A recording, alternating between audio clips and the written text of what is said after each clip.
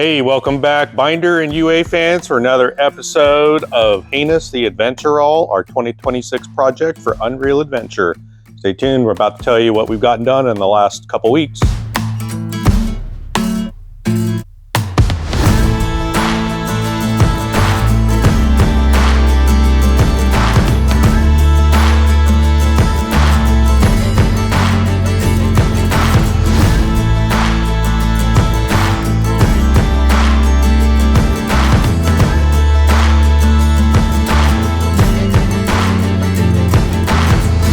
All right, so it is Tuesday, March 10th. It's been like 2 weeks since cameraman Joe's been out here to get caught up with me on what's been happening.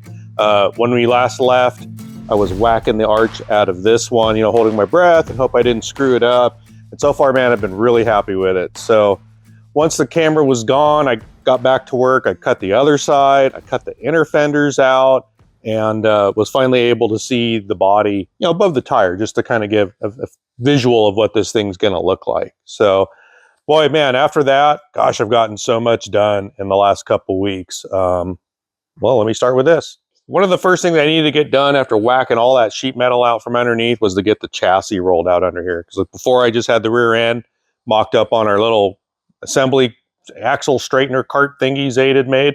And that worked out great for getting my cutouts and kind of like my axle location. So I was able to leave that there and kind of just dollied the frame and chassis like right underneath where I wanted it and had it sitting up, and got out the tape measure and started playing. And man, obviously you can see I ended up using the ballistic joints on this and not the TMR joints I had ordered. I just couldn't get over the massiveness of these TMR joints. I mean, these are like their biggest, most badass joints that they have, and they're extra wide, extra beefy. I mean, and everything about this project, from the 42s to the Ultimate Dana 80, I mean, everything's just massive back here. I had to widen those brackets up, and for both links. Usually a lot of guys will run the smaller links for the uppers because I guess they don't take as much of the load as the lowers, but I wanted to do beef up and down all across, like have no doubts in my mind when I'm wheeling this thing. So tacked on the other brackets that go on the axle. So like on the lower down here on the axle, those brackets are from TMR, as well as the lower shock mounts. And then again, the truss is from Artec. The upper brackets for the upper links here, I don't know where they came from. They kind of came with the ballistic joints pretty much. They need some clearancing, but otherwise I didn't really have to modify them thus far.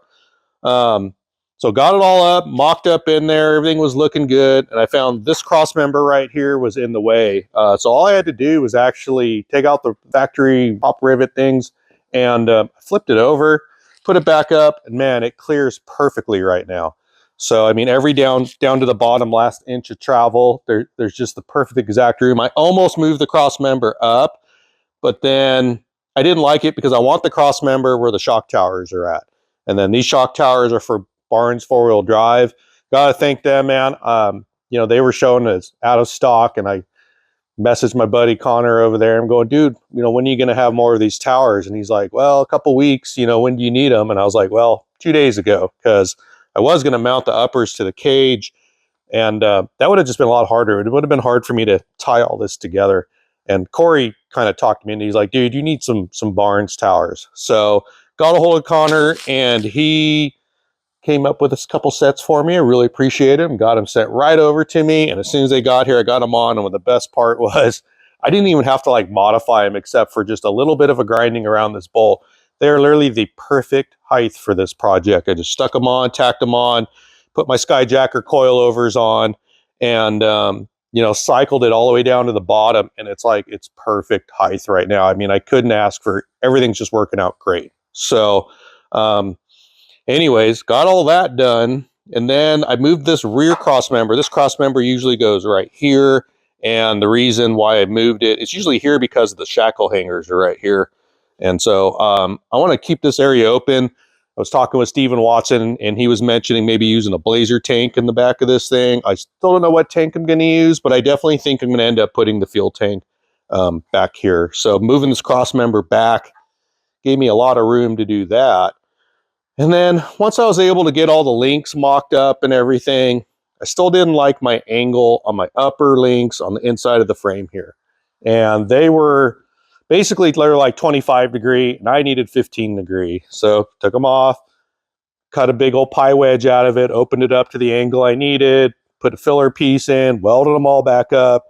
I probably have well over a day modifying brackets. So lesson to you, my friends, if you ever go to link something, buy all your brackets, all your links, everything from one place, so you're not trying to mix and match and trying to make all this stuff work. You know, it's just would have been so much easier, but that was a lesson learned for me. All right, so up front, I was able finally to get the drivetrain mocked up and get cross members in and start kind of figuring things out. And so what I've got here, this is just my mock-up block. I've used it. Man, I used it on Patriot Scout. I used it on Hideous. So here it is for a third time. I ended up moving the engine back 3.5 inches from this bolt to this bolt. And reason for it is for axle clearance and such up front, fan clearance, the radiator that I'm going to need here soon enough. And I just thought overall it'd just be a little bit better position for everything. So with that, I ended up going with some Scout 2 headers, and they don't quite have the angle to go around this cross member. And I actually I bought some 90s, and I was going to like whack the end of the header off and go around the cross member. But then I'm like, I got my mock-up drive shaft here, and I'm like, man, I need some real estate. So I'm going to end up cutting this cross member and just putting a curved piece to clear so I don't have to modify these headers. And that'll give me both the clearance I need and the exhaust. So, which I still don't know how I'm going to run the rest of it, but we're getting to that. Earlier, a couple episodes talked about our Tremec. I didn't get to show it to you because I didn't have it here. But here's the Tremec TR-4050. It's a 5-speed overdrive with like a 6.16 or 632 first gear, all synchronized, all aluminum case, much lighter than the NV4500 overall on weight. And then we talked about the off-road Magnum transfer case from Off-Road Design. It's the got a doubler up front up here, and then a Ford 205 transfer case. So I got all that mocked up. Man, got real lucky. Everything. I thought I was gonna have to take this cross member out right here, and it just fits perfect. I mean, I can actually get the transfer case slid on and rotate it up. There's actually even this hump built into this thing that like offsets to the driver's side. And I could swear, like in 1960s, when they were designing these things, they're like, hey man, like 60 years from now, this guy Jeff Ismail, he's going to put a Ford 205 with an off-road design Magnum box in front of it, and he needs this hump over here. So why don't you guys put a hump over here for him? Even though all of these things were divorce transfer case going on the passenger side. So no idea why they would put that hump in going to the driver's side, but it worked out fantastic. I didn't even have to do anything really, except for I had one little patch up in here that I hadn't finished yet because I wasn't sure, and just a little modification, and boom, and sealed up the floor. So that was done. So pretty stoked with that. I know I wanted to box in the C-channel frame. So one afternoon I went into arts and crafts mode and got out, a bunch of cardboard, my scissors and black marker, and started drawing them all up, and had him in the office. Zaid walked in, I pointed at him, he bitched and moaned, and like 3 hours later, bam, came back to me with like all these perfectly cut out plates for the inner frame section. This particular section's for the outside of the frame up front. So that's probably about the only place I'm kind of doing. There's a few other little spots I'm making some hand pieces, but overall, I know up front with the leaf springs and stuff, wanted to plate the outside besides boxing them in. So they've been fitting great. Saved me so much time just him busting them out like that for me with all the different pieces. So, and all the different locations. So far, I've gotten 4 of them in, basically like the back, let's just say the back third of the frame done. Before I box it, I'm actually welding my threaded inserts inside of the frame, and I want to make sure that I do that now as opposed to later, obviously, because it'd be a lot harder once they're boxed in. So kind of getting that done. The other thing that Zaid had done is he sent one of our oil pendants, one of our manufacturers, Taurus, and had it scanned, and they've come back with these 3/8 thick plates. So for the oil pan, to make our own custom oil pan. So instead of taking an original pan and whacking and modifying it, kind of hocusy-pocusing it together, be able to make a custom one from scratch. So the engine that he's got under cover over there, it's looking good, and it's not far from being complete. And then we'll show that to you here in a future episode of where he's been at with that. So from now, I guess what I'm gonna do, I'm gonna get to work here and get this cross member finished, installed, and I guess get some more frame plates in. So let's get to work.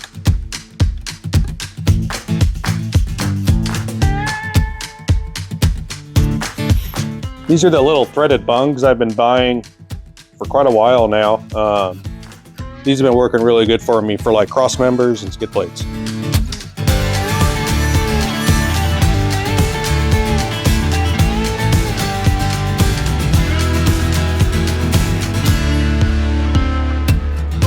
Yeah, now that I've got those drilled and in, I'm gonna throw a weld on these three, actually 6 bungs, and then I'll be able to start working on that frame plate.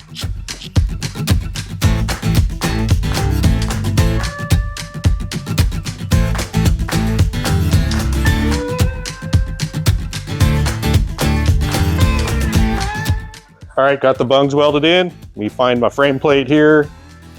And then if you're wondering, this is 3/16 thickness. I ended up checking the thickness on the frame. I think 3/16 is like what, like 185 or something. The frame thickness is 155. Some of the cross members was like around 120, which is 1/8 inch. So not quite 3/16. I could have went 1/8 inch on all of these, but I don't know. I just thought 1/8 would be just a little flimsy at like 125. So I, 3/16 is what I went with. Let's see how it fits. So I know for sure I should get my new cross member out of the way.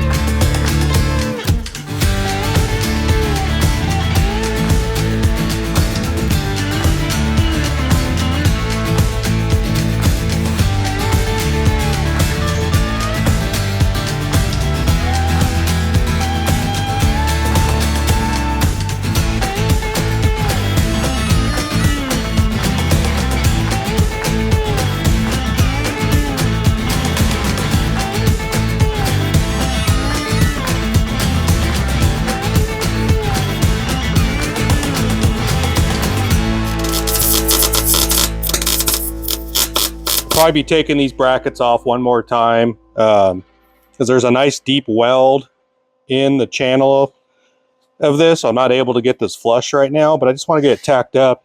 It's close. It's not perfect right now, and I'm not worried about it. I'll worry about it on the final weld because, like, when you take this whole thing apart, probably have the frame flipped over to do anything on the bottom, and then we can take these off, grind, clean up as necessary, and then get them nice and square and get them good welded on there. All right, well, I've got that done. It's just a lot more boxing and plating at this point. I don't want to keep boring the whole audience of me just, fitting metal pieces and stuff, but pretty much I think it's just time to get this drivetrain back out of the way long enough for me to get that done, and also possibly, as I mentioned earlier, modify the cross member underneath the bell housing to clear the headers. So I'm going to get to that as soon as I have some lunch. But in the meantime, don't forget to like, share, and subscribe. Thanks for watching. Don't forget to tell your friends and stay tuned for the next episode. We'll get another one filmed in before we head to Moab for Easter Jeep Safari. So until next time, we'll catch you guys later. Thank you.